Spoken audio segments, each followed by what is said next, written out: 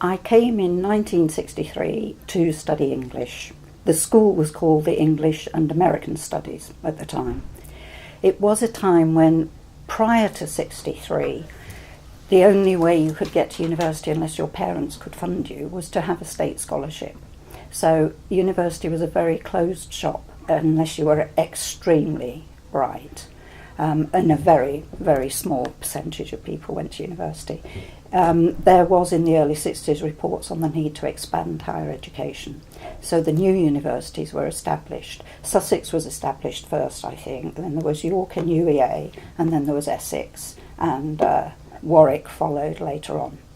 So it was an opportunity because I wanted to study English, and I knew I wanted to study English, but university, although I went to a girls' grammar school, university was not on the horizon because it had been inaccessible to most people. So most girls were going on from school to teacher training college, which is what my elder sister did, because she was just 2 years ahead and she missed this window of opportunity, and I didn't want to do that. So I applied to a number of universities, but a lot were ruled out because I didn't have Latin, and in those days you could not do a degree in English at any of the major universities unless you had Latin. So I applied to UEA because it had no such prescriptive entry requirements. And I was absolutely delighted when I got the letter back offering me a place if I got 2 Bs at A-level. Really, really exciting. But I went back into school with the offer letter to show to my English teacher. I was then in the lower 6th. And she said, "Do you mean you're going to that place that is a ploughed field?" Because she'd seen the prospectus. And there literally was a picture of what was the municipal golf course, a field and trees and hedges. And she had been to Oxford. And to her, this was not a university. But they were just thrilled that they were getting girls going to university and not just settling for teacher training. Did you feel like you were doing something very different, like you were going against the norm? Oh, absolutely. I mean, it was very different anyway. I was born and grew up in Salford. Walking distance of the docks and Manchester United's football ground. My dad worked on the docks. My family, 4 out of 5 of us, passed the 11 plus, which was then called the scholarship, and went to grammar school. My brother went to a Catholic boys' grammar school, and me and 2 of my sisters went to the Catholic girls' grammar school.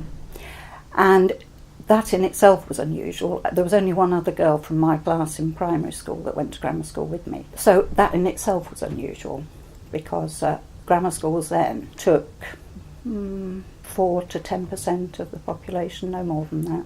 It was extremely selective education.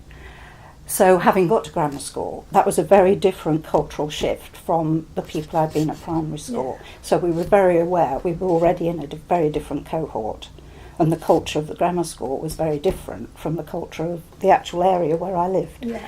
So then the excitement of the opening up of universities was part of that, and it was linked with the changes that were happening in the 60s when gradually the country was leaving the Second World War behind. I think people forget the 1950s were extremely drab.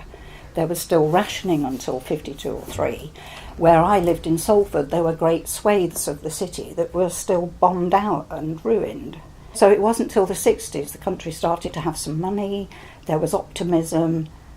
Pop music started to develop. The Beatles, I mean, they were started when I was in my last year at sixth form, and then obviously went berserk after that. So it was a wonderful time of things becoming different and the country shaking off some very conventional and conservative, with a small c, attitudes and behaviours. So it all fitted with that in a way. Do you feel that UEA is like a new university representing this change more than like Oxford or Cambridge? Or absolutely. Yeah. I mean, beyond belief. I think when you're 18 and you're starting to do stuff, I don't think you almost realise how big a change it's going to be, because you're not so fearful. You don't see any of the downsides. I didn't have any qualms about leaving home and coming to Norwich, although at the time it took 3 trains, I think. I had to get from Manchester to Crewe, Crewe to Ely, Ely to Norwich. And I brought myself that way, Yeah. carrying my little suitcase, and all my belongings came in a cabin trunk by British Road Services and were delivered to the lodgings. And I remember arriving at Thorpe Station in Norwich. I mean, I'd never been to somewhere like Norwich. Yeah. I'd gone to London a couple of times, and obviously I knew Manchester and Salford, but this part of the country was a total mystery.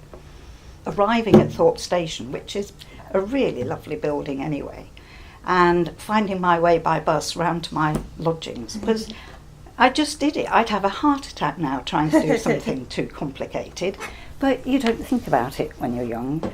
It was just the most exciting thing.